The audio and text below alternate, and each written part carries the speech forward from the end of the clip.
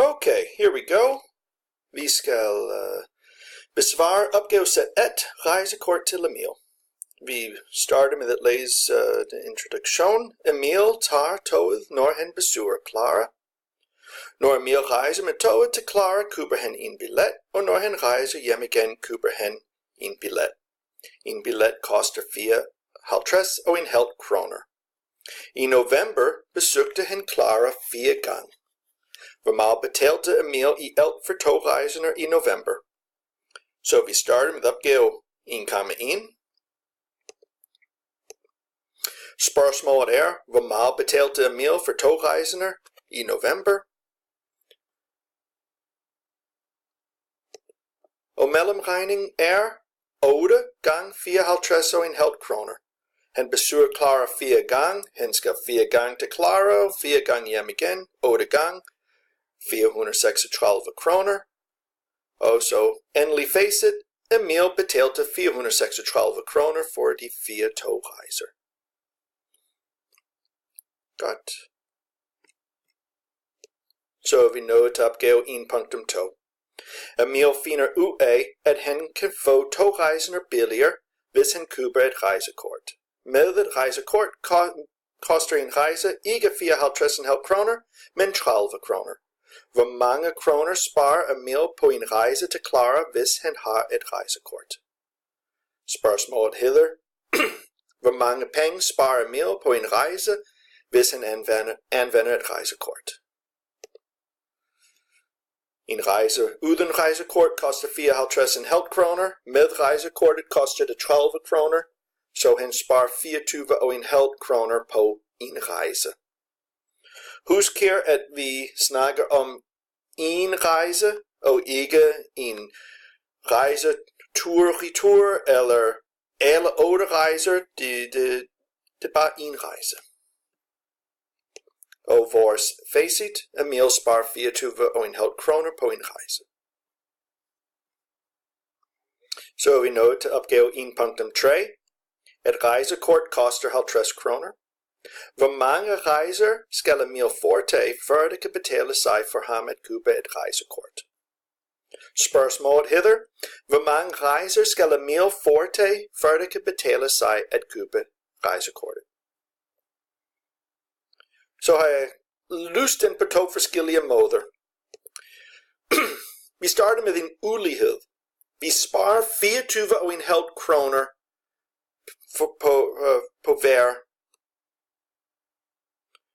på hver rejse. Men rejsekortet koster 50 kroner. Så hvor mange ture skal vi tage, før vi har sparet den der 50 kroner? Så 24,5 kroner gang x antal rejser skal være større end 50 kroner. Jeg dividerer med 24,5 på begge sider, og jeg får, at x er større end 50, dividerer med 24,5. Når jeg tager lommeregneren ud, finder jeg ud af, at 50 divideret med 24,5 er 2,04. Og det vil sige, at vi skal tage mindst 3 rejser, fordi man kan ikke tage på en brøkdel af en rejse. Man kan ikke tage på 400 del af en rejse. Så hvis jeg skal tage mere end 2 rejser, så skal jeg tage på 3 rejser. Den kan måske se lidt for kompliceret ud. En anden måde, vi kan gøre det på, er bare at finde ud af, hvor meget koster det at tage den med rejsekortet og uden rejsekortet. En tur med rejsekortet koster 80 kroner. Vi skal betale 50 kroner for kortet, og så er det 30 kroner for rejsen. Det er 80 kroner. En tur uden rejsekortet koster 54,5 kroner. Så den er billigere stadigvæk. En rejse er billigere uden rejsekortet. Hvad med 2 rejser? 2 rejser koster os 50 kroner for kortet, plus 30 kroner, plus 30 kroner. Det er 110 kroner. Uden rejsekortet, så er det 54,5 plus 54,5. Og hvis vi tager lommeregneren ud, er det 109 kroner. 109 kroner uden rejsekortet, 110 kroner med rejsekortet. Det er stadigvæk billigere uden rejsekortet. Så tager vi vores tredje rejse. 50 kroner for kortet, plus 30, plus 30, plus 30, 140 kroner. 54,5 kroner 3 gange er 163,50 kroner. Nu er det billigere med rejsekortet, selvom vi skal betale 50 kroner for kortet. Så, vores svar. Emil skal tage på mindst 3 rejser, før det kan betale sig for at købe kortet. Hvis man har brugt den her måde til at løse opgaven, kan man forklare til sensoren. Matematisk skal han tage på flere end 2,04 rejser, men da man ikke kan tage en brøkdel af en rejse, eller tage på en brøkdel af en rejse, afrunder man op til 3. Opgave 1.4. Emil læser på internettet, at han sparer omkring 40% på en rejse, når han har et rejsekort. Er oplysningen på internettet rigtigt? Du skal begrunde dit svar. Mit spørgsmål hedder, sparer Emil omkring 40% ved at bruge rejsekortet? I må meget gerne huske den her formel, når vi skal finde ud af, hvor meget rabat vi får i procent, så tager vi forskellen mellem de to priser og dividerer den med oprindelig pris. Og så kan man sige, så ganger vi med 100 for at få den i procent. 24,5 divideret med 54,5 er lige med 0,449. Det vil sige 44,9% eller cirka 45%. Mit endeligt svar. Oplysningen er ikke rigtigt. Emil sparer faktisk næsten 45% ved at bruge rejsekortet. Opgave 1.5. Emil får et rejsekort af sine forældre. Med rejsekortet bliver prisen per rejse mindre, hvis han rejser flere end 5 gange. I tabellen herunder kan du se, hvad han nu skal betale per rejse. Rejse nummer 4 koster for eksempel 30 kroner. Rejse nummer 12 koster 26,5 kroner. Hvor meget skal Emil i alt betale for de første 6 rejser med sit nyt rejsekort? Spørgsmålet. Hvor meget koster 6 rejser med rejsekortet? Vi har 5 rejser af 30 kroner per styk, plus 28,5 kroner for den 6. rejse. 150 plus 28,5 er 178,5 kroner. De første 6 rejser koster 178,5 kroner i alt. Opgave 1.6. Emil får også 500 kroner til 2 rejser af sine forældre. Nogle meget søde forældre. Hvor mange gange kan Emil besøge Clara for 500 kroner? Spørgsmålet. Hvor mange rejser kan Emil tage for 500 kroner?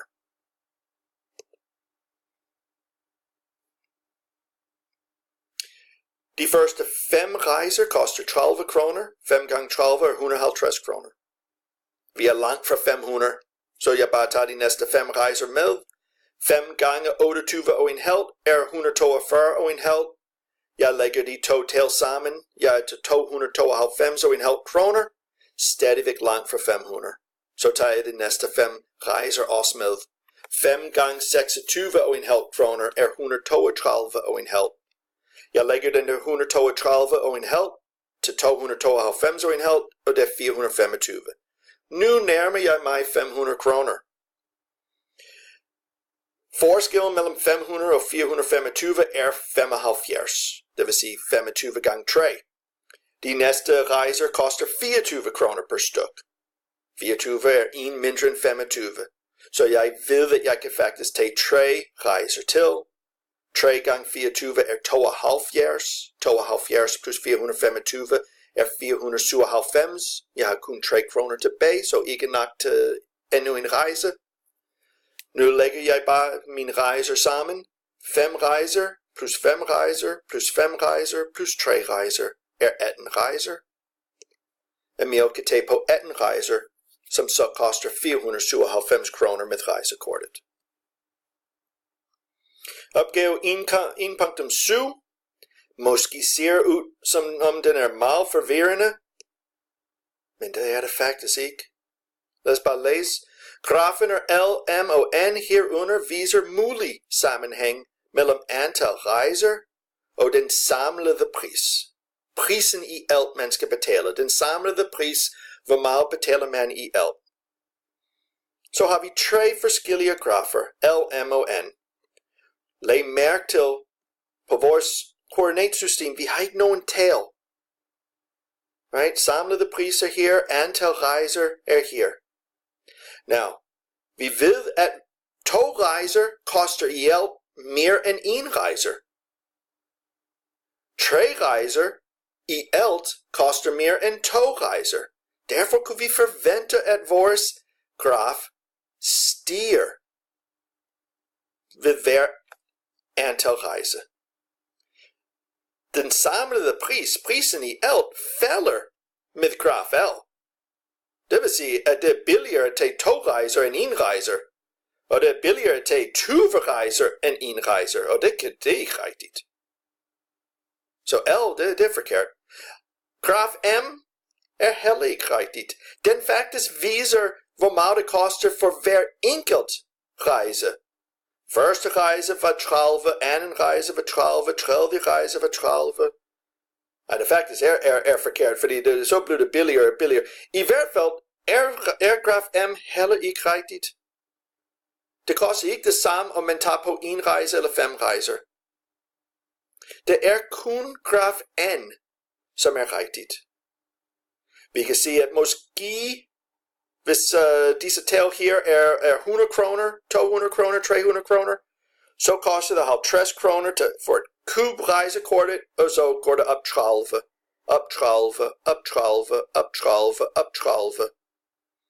Så var det op 28,5, op 28,5, op 28,5. Og man kan se, at efter hver 5.